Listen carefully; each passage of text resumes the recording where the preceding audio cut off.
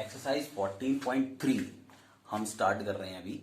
तो एक्सरसाइज 14.3 में आपको ऑलमोस्ट 4 टाइप्स के क्वेश्चंस इसके अंदर हैं। जैसे पहले आपको एक आएगा, पहला क्वेश्चन जो ये हम करने जा रहे हैं, इसमें आपको ग्राफ प्लॉट करने हैं। ठीक है, तो मैं इनको एक एक करके बताता जा रहा हूं आपको इनमें करना क्या है। लेकिन आपको सबसे पहला जो काम करना है इसमें, वो इनको केयरफुली रीड करो, line by line, word to word. आप आराम से इसको समझिए, क्योंकि उसको अच्छे से पढ़ने के बाद ही आप इसके आंसर्स दे पाओगे। ठीक है, तो पहले आप इसको लाइन बाय लाइन पढ़िए कि इसमें क्या क्या गिवन है और क्या क्या आपको करना है। ठीक है, जब आप समझ जाओगे कि ये क्या क्या करना है, तो उनको फिर उसके आंसर्स आप बड़े आसानी से दे सकते हो। तो आप एक जरा देखिए। देखिए, फर्स्ट क्वेश्चन जो है, A survey is conducted by an organization for the cause of illness and death among the women between the ages 15 to 44. 15 to 44 in years worldwide. Found the following figures in percentage. ठीक है, तो अब इसमें क्या है कि एक सर्वे है, एक ऑर्गेनाइजेशन ने एक सर्वे किया है कि ये कारण को लेकर कि जो इलनेस होती है और डेथ्स होती हैं एमंग द वुमेन, केवल जो महिलाएं हैं, जो वुमेन हैं, उनकी डेथ और इलनेस के जो कॉजेज हैं उनको लेकर एक सर्वे किया है। और जो लिमिट है वो है एजेस बिटवीन 15 टू 44। 15 से 44 के बीच की एज की जो वुमेन है, उनको उनके इलनेस और डेथ के कॉजेज वर्ल्ड वाइड, पूरी वर्ल्ड वाइड यानी पूरी दुनिया में क्या क्या है, उनको लेके एक सर्वे किया। Found the following figures in percentage. उसमें इन्होंने ये फिगर्स उनको मिली, क्या क्या। Number 1, reproductive health conditions. Reproductive health conditions की वजह से जो डेथ्स और इलनेस होती है, फीमेल फैटेलिटी रेट को यही कहते हैं कि डेथ या इलनेस जो फीमेल की होती है, reproductive health condition. Reproductive health conditions का मतलब है कि प्रेगनेंसी के टाइम उसकी हेल्थ को लेके, उसकी हेल्थ का ख्याल नहीं रखा गया, उसको प्रॉपर फीडिंग नहीं, उसको प्रॉपर फूड नहीं मिला, या उसकी प्रॉपर केयर नहीं की गई, उस केस में उसका बीमार पड़ना या उसकी डेथ होना, तो वो कॉज जो है वो 31.8%, ये जो कॉज है इसमें 31.8% रेट है इसका। ठीक है, दूसरा है न्यूरोसाइकाइट्रिक कंडीशंस। न्यूरोसाइकाइट्रिक का मतलब है कि मेंटल प्रॉब्लम्स, सीधा आप समझें कि मेंटल डिप्रेशन के केस, और भी जो है वो मेंटल प्रॉब्लम्स का केस। अगर किसी को बहुत प्रेशर में रखा जाए, परेशानी में रखा जाए, या कोई परेशान रहे, तो उसकी वजह से उसका बीमार पड़ना या उसकी डेथ होना, तो ये जो फीमेल फैटेलिटी रेट इसमें इस कॉज के अंदर आएगा, वो है 25.4%। उसके बाद थर्ड है इंजरीज। इंजरीज का मतलब है कि उसको चोटें लगना या उसका घायल होना किसी वजह से। ठीक है, तो नॉर्मली हम लोग जानते हैं कि घरों में अगर फीमेल के साथ में जो होम वायलेंस वगैरह होता है, उसकी वजह से भी उनको इंजरीज वगैरह होती हैं। तो इससे जो रेट है, फीमेल फर्टिलिटी रेट है, वो है 12.4।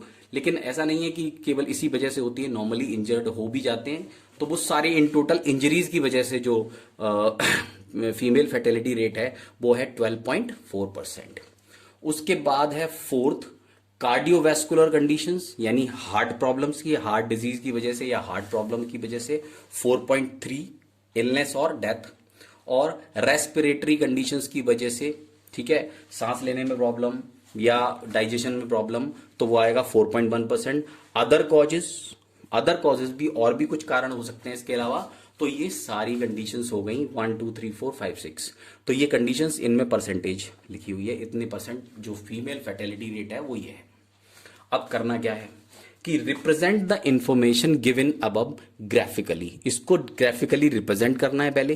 ठीक है, दूसरा, which condition is the major cause of women's ill health and death worldwide. ठीक है, तो दूसरा हमें ये लिखना है कि कौन सी कंडीशन जो है वो वर्ल्ड वाइड मेजर कॉज है, तो आप इसको देख के भी बता सकते हो कि सबसे ज्यादा कॉज कितना 31.8%, यानी रिप्रोडक्टिव हेल्थ कंडीशंस में फीमेल फर्टिलिटी रेट सबसे ज्यादा है। तो इसका आंसर हम ऐसे भी देख के बता सकते हैं, ग्राफ बनाने के बाद भी आंसर दे सकते हैं। Try to find out with the help of your teacher any two factors which play major role in the cause too। तो दूसरा न्यूरोसाइकाइट्रिक कंडीशंस, यानी कि मेंटल डिप्रेशन या मेंटल कंडीशंस में जो है इलनेस और जो डेथ है वो किस कारण से होती है, वो क्यों होती है, ठीक है, उसके बारे में आपको टीचर के साथ डिस्कस करके इसको करना है, ठीक है। तो अगर मैं इसको अभी आपको बता देता हूं, लिखेंगे हम बाद में, कि अगर जो फीमेल एजुकेशन रेट है, एजुकेशन नहीं, उनको एजुकेशन प्रॉब्लम है कि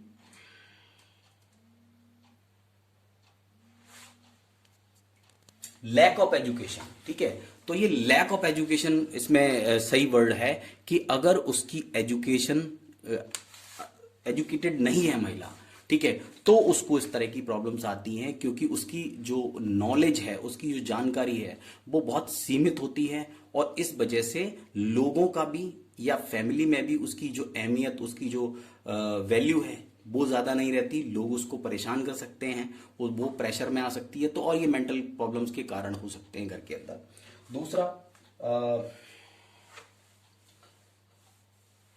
दूसरा ये कि अगर कोई बीमार पड़ता है इस न्यूरोसाइकाइट्रिक कंडीशंस में, तो सही हेल्थ सेंटर्स का नहीं मिलना, ठीक है, और प्रॉब्लम का बढ़ते चला जाना, ठीक है। किसी को कोई मेंटल प्रॉब्लम, थोड़ी सी डिप्रेशन होती है और उसको सही केयर मिल जाए तो भी वो ठीक हो जाता है, लेकिन अगर उसको प्रॉपर केयर, अगर कुछ अच्छे हेल्थ सेंटर्स उस एरिया में नहीं है, तो उस वजह से भी न्यूरोसाइकाइट्रिक कंडीशंस की वजह से इलनेस और डेथ भी इवन हो सकती है। तो ये दो मेजर कॉज आप लिख सकते हैं, और भी कॉज आप अपनी तरफ से लिख सकते हैं जो आपको आपके दिमाग में आते हैं, तो आप मुझे भी बता सकते हैं उसके बारे में कि सर ये लिख सकते हैं क्या, तो मैं आपको बता दूंगा। तो ये दो तो आपने लिखने ही लिखने हैं, ठीक है।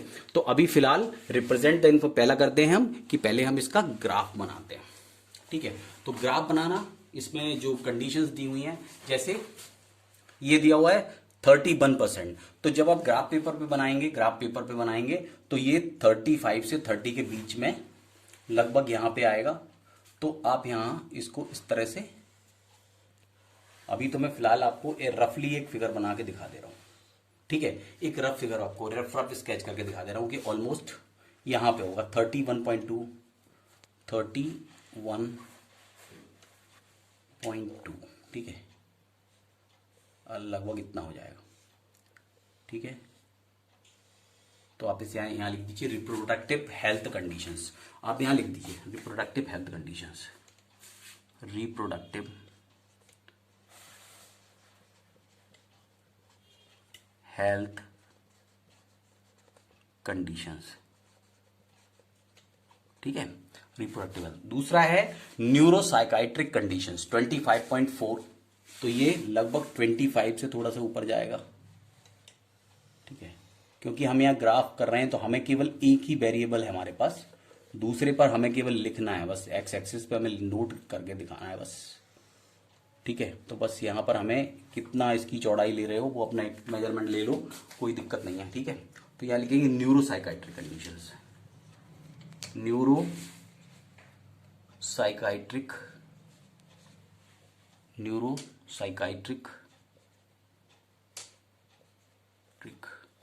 कंडीशंस, ठीक है, न्यूरोसाइकाइट्रिक कंडीशंस। फिर आता है 12.4% इंजरीज, तो यहां लिख दिए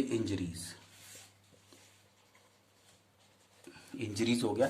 फिर कार्डियोवैस्कुलर कंडीशंस, तो 4 आ जाएगा, लगभग छोटा सा कार्डियोवैस्कुलर, ठीक है, ये 5 है तो इससे थोड़ा सा छोटा 4 होगा। आप ग्राफ पेपर पे बनाएंगे तो प्रॉपर मेजरमेंट्स लेना आप, ठीक है, प्रॉपर मेजरमेंट्स लेना, क्लास में मैं आपको करवा के दिखा दूंगा अगर आपको कोई प्रॉब्लम आ रही है इसमें। तो कार्डियोवैस्कुलर कंडीशंस छोटा ही लिखना पड़ेगा। फिर रेस्पिरेटरी कंडीशंस, तो थोड़ा सा इससे डाउन जाएगा, ठीक है, तो ये हो जाएगा रेस्पिरेटरी कंडीशंस, रेस्पिरेटरी कंडीशंस, ठीक है। और इसके बाद अदर कॉजेज 22%, तो 22 का मतलब है ऑलमोस्ट देयर, यहां पर ये हो गया अदर कॉजेज, अदर कॉजेज, ठीक है, अदर कॉजेज। तो इस तरह से ग्राफ आएगा इसका। दूसरा, ठीक है, जब आप ग्राफ पेपर पर बनाओगे तो मेजरमेंट बिल्कुल एक्यूरेट होंगी, यहां पर लमसम है, ठीक है। उसके बाद दूसरा क्वेश्चन था, which condition is the major cause of women's ill health and death worldwide. तो आप इसमें केवल कंडीशन लिखनी है आपने। तो कंडीशन कौन सी है? रिप्रोडक्टिव हेल्थ कंडीशंस, तो यहां लिख देंगे reproductive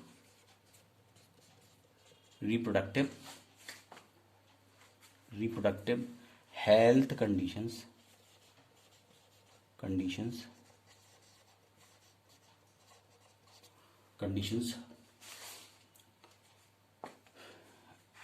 condition is the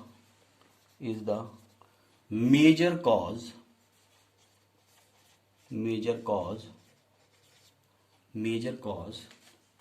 of women's ill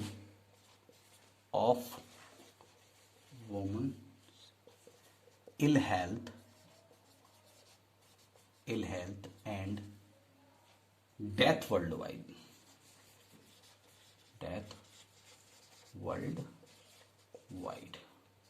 तीसरा लिखेंगे कि two factors which play major role,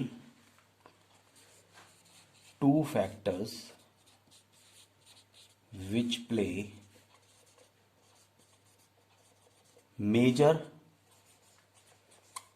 role in second above, यानी दूसरा वाला जो कॉज, उस दूसरे वाले के लिए कौन कौन से फैक्टर्स हैं, being the major cause, being the major cause are, पहला हो जाएगा lack of education,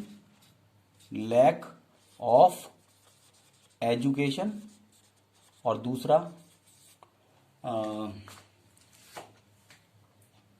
हो जाएगा non availability of good health centre, ठीक है, non availability of good health centres, ठीक है, अच्छे सेंटर्स की अवेलेबिलिटी नहीं है। तो ये 3 आपके आंसर्स हो जाएंगे। तो मैं कह रहा हूं कि आप क्वेश्चंस को समझिए पहले, फिर उसके आंसर्स को अच्छे से कर पाओगे, ठीक है। तो ये क्वेश्चन हो गया उससे रिलेटेड, और इसके बाद कराता हूं मैं नेक्स्ट क्वेश्चन। इसको आप अच्छे से समझ लीजिए, तो फिर आपको आगे क्वेश्चंस करने में ज्यादा प्रॉब्लम नहीं आएगी।